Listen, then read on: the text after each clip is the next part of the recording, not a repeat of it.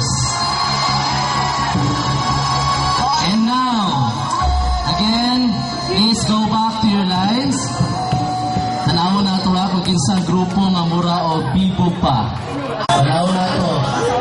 Wala kang pagpula ng ginagawa na ito. Hindi. Abang natin ang nasa pilita.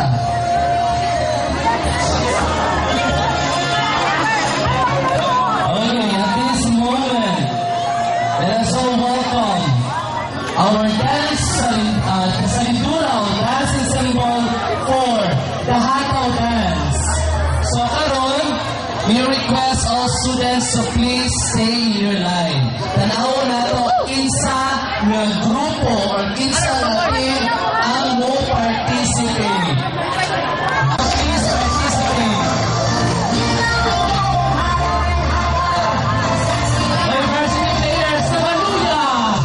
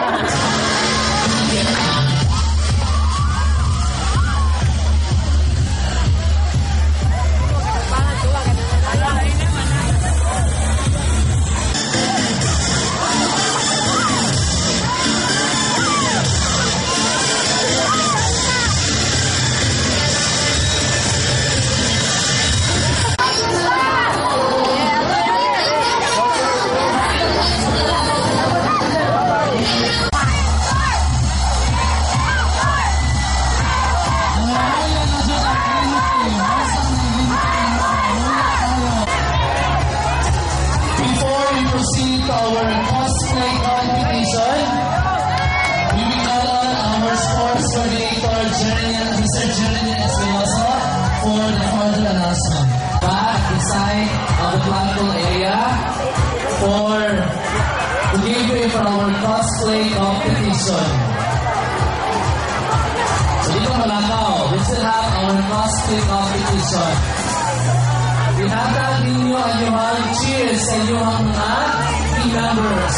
Cosplay competition. Creativity includes uniqueness and exemplary. 35%. Team Hufflepuff.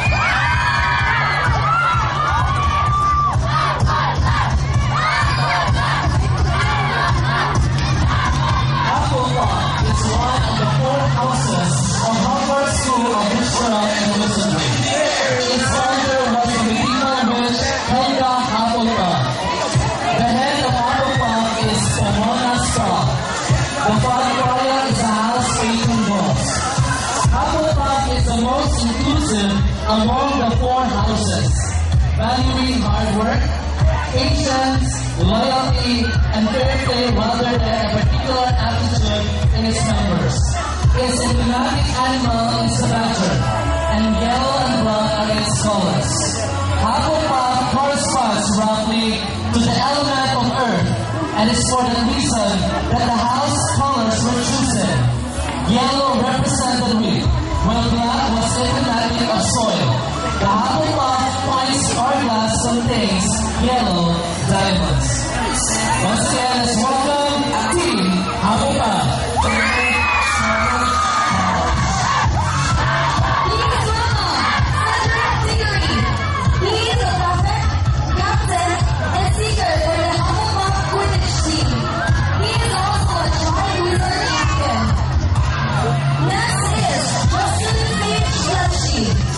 He is a member of Dumbledore's Army and also in the Defense Association of Hogwarts.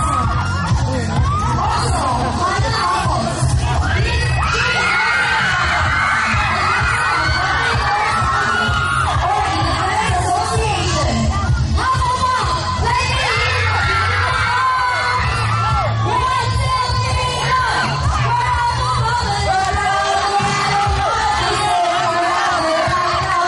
Hufflepuff and we're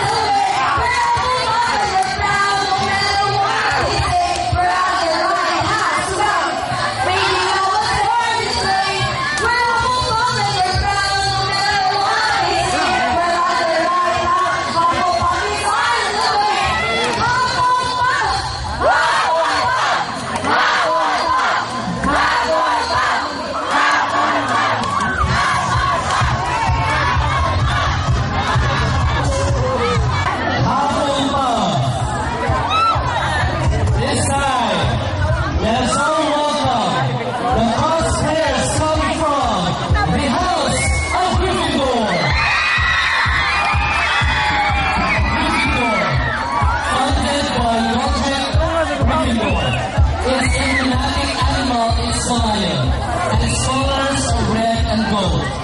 Minerva McGonagall is the most renowned head of houses. Sir Nicholas Dempsey Partington, also known as Nerdy Headless Nick, is the house host. The particular characteristic of students sorted into Gryffindor are courage, chivalry, and determination. Gryffindor corresponds roughly to the element of fire, and it's for the reason that the colors red and gold were chosen to represent the house. You might belong in Gryffindor. We're told to pray with heart. Their daring, nerve, and chivalry said Gryffindor support. Ladies and gentlemen, let us all welcome again House of Gryffindor.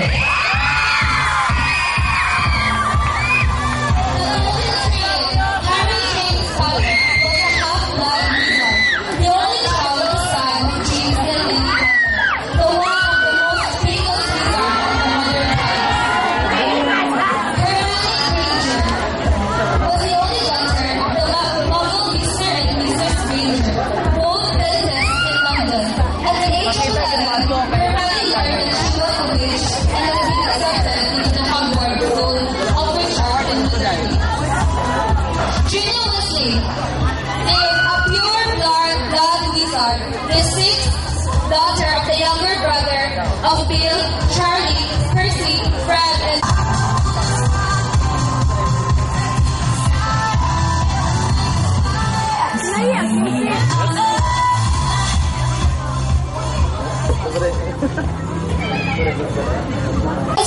not Leviosa.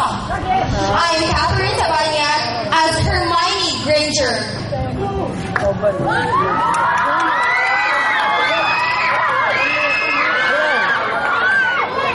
Hello. Whatever she said, my name is Victor Estrakar from the team Gryffindor as Harry Potter.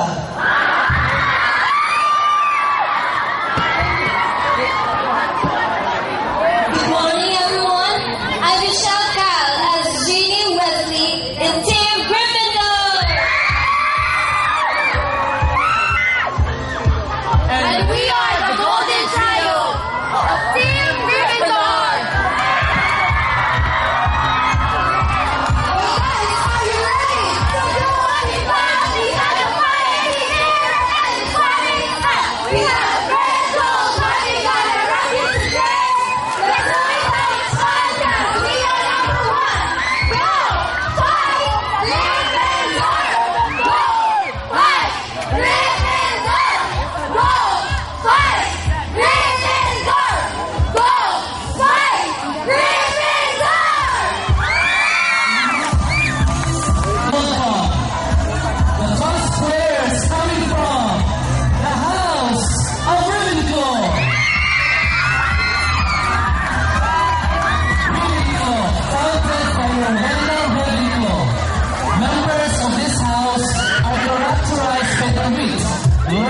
and wisdom.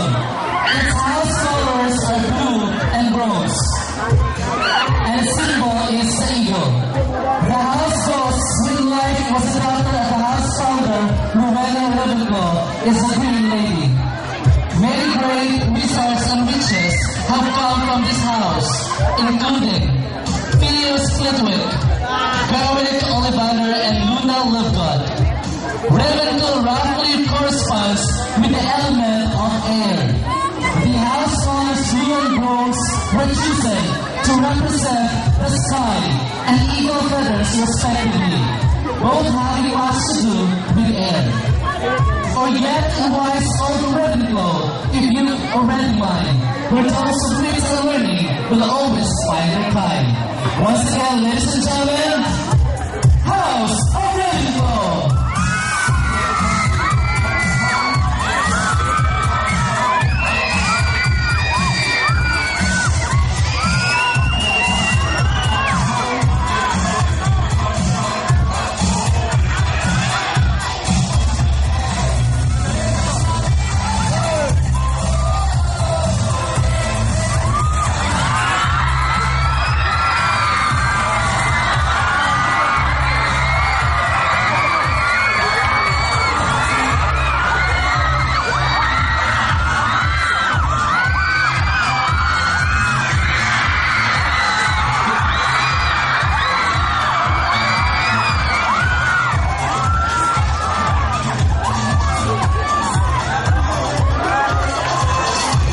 Live beyond measure, it's man's greatest treasure. Give God and be Ravenclaw!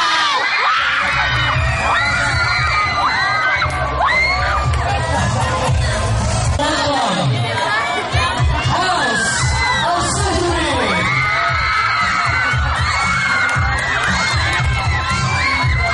Slytherin is traditionally called by students who exhibit such traits as cunning, resourcefulness, and ambition. Its emblematic animal is the snake, and its colors are green and silver. The house ghost is the Bloody Baron, founded by Salazar Slytherin. The house is composed mostly of pure-blood students due to its founder mistrust of Muggle, witches, and wizards. Slytherin House has a negative reputation, with many claiming that it is the source of most dark wizards in Britain.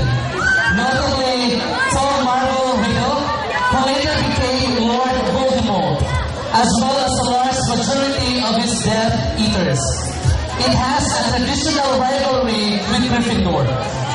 Slytherin corresponds roughly with the element of water, with serpents being commonly associated with the sea in Western European mythology, as well as serpents being physically fluid and flexible animals. The colors also corresponds with waters around lakes often being green and silver being often associated with gray rainwater. Or perhaps in Slytherin, you'll make your real friends, those standing focused enemies to achieve their ends. Again, as a welcome, House of Slytherin!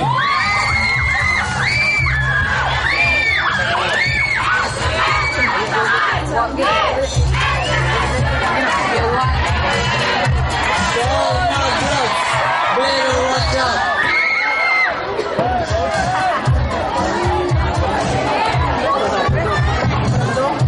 Plus all our players, we know them again. The first players